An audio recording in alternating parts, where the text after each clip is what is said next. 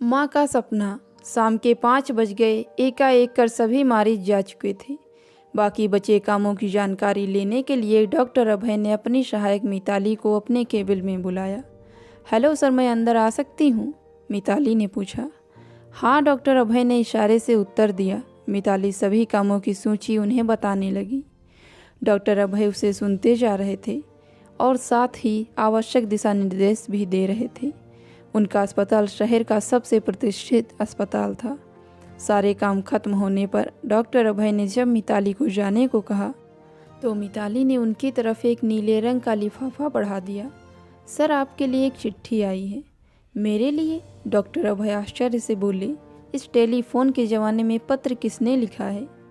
अभय ने नाम देखा तो सुंदर लिखावट में उनके पिता का नाम अंकित था।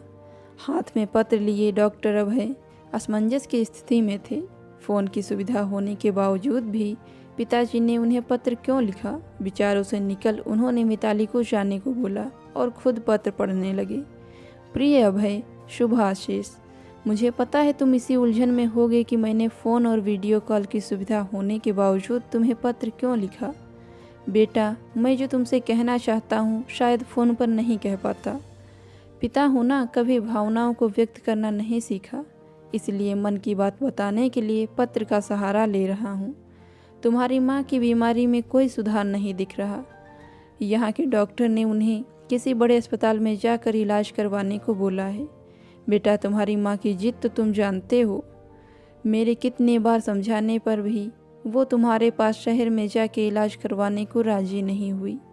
तुम्हारी माँ ने तुम्हें कुछ भी बताने से मना किया था। तुम पूछोगे तो आज भी वो यही कहेगी कि सब ठीक है।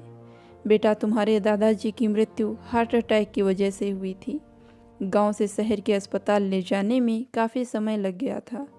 डॉक्टर ने बोला था अगर वक्त पर उपचार कर दिया जाता तो उनकी जान बचाई जा सकती थी। तेरी उम्र तब 2 साल की थी। तभी तेरी माँ ने ठान लिया था वो तुझे डॉक्टरी पढ़ाएगी और जब तू डॉक्टर बन जाएगा तो गांव में एक बड़ा अस्पताल खोलेगा। लेकिन बेटा, तेरी पढ़ाई पूरी होने से पहले तुम शहर में नौकरी करने का निर्णय ले चुके थे। माँ ने समझाना चाहा पर तेरी खुशी देख वो चुप हो गई। तुझे कभी भी अपने गांव में अस्पताल खोलने और गांव वालों की सेवा करने के लिए नहीं बोला, ना ही कभी अपने सपने के बारे में बताया। बेटा, आज तेरी माँ को अच्छे डॉक्टर और सारी सुविधाओं वाले अस्पताल की ज़रूरत है। हो सके तो अपनी व्यस्त दिनचर्या में से थोड़ा सा समय निकालकर अपनी माँ के पास आ जाओ। तुम्हारे आने के इंतज़ार में तुम्हारे माता पिता। पत्र पढ़कर अभय की आंखें डबडबा गई और मन आत्मग्लानि से भर गया। उसने तुरंत ट्रेन की टिकट बुक की, फिर मिताली को बता अस्पताल से सीधा रेलवे स्टेशन की तरफ चल पड़ा। पूरे रास्ते उसके अंदर भावनाओं का सैलाब उमड़ रहा था। आज अगर पिता ने पत्र लिखकर उसे सारी बातों से अवगत नहीं कराया होता तो वो अपनी माँ के सपने से हमेशा अनजान रहता।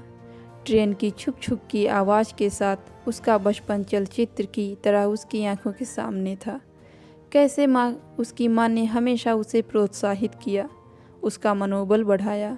उसे आज भी याद है, माँ हमेशा कहती थी मेहनत से हर सपने पूरे होते हैं।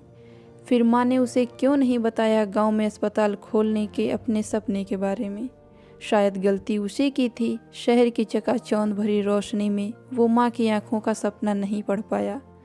भावनाओं के समंदर में गोते लगाते डॉक्टर अभय की आंख लग गई। जब सुबह आंख खुली तो ट्रेन उसके गांव के स्टेशन पर रुकी हुई थी। अभय को घर की तरफ जाते हुए गांव की गलियों में अपना सुनहरा बचपन दिख रहा था। घर पहुंचने पर दरवाज़ा माँ ने खोला। उनका चेहरा खुशी से चमक उठा। अभय ने जैसे पैर छुए उन्होंने उसे गले लगा लिया। अभय की आंखों में आंसू अपना बांध तोड़ चुके थे।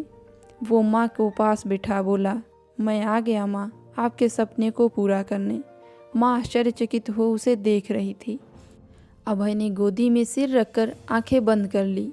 हाँ माँ, मैं वादा करता हूँ आपका बेटा डॉक्टर अभय गांव में एक बड़ा अस्पताल बनवाएगा। किसी को भी अच्छे डॉक्टर से इलाज कराने के लिए शहर जाने की ज़रूरत नहीं पड़ेगी। मुझे माफ़ कर दीजिए माँ, दौलत और शोहरत की चाह में मैं असली खुशियों के मायने भूल गया था। आपने मुझे डॉक्टर बनाया ताकि मैं लोगों की सेवा कर सकूं। अभय की बातें सुन माँ की आंखों में खुशी के आंसू निकल पड़े। पिताजी दरवाजे पर खड़े दोनों माँ बेटे को मंत्रमुग्ध हो देख रहे थे। देर से ही सही उनके बेटे को खुशियों के मायने का सही मतलब तो समझ आया। दोस्तों, आपको कैसी लगी यह स्टोरी कमेंट करके ज़रूर बताएं। अगर चैनल पे नए हैं तो चैनल को सब्सक्राइब करें। धन्यवाद।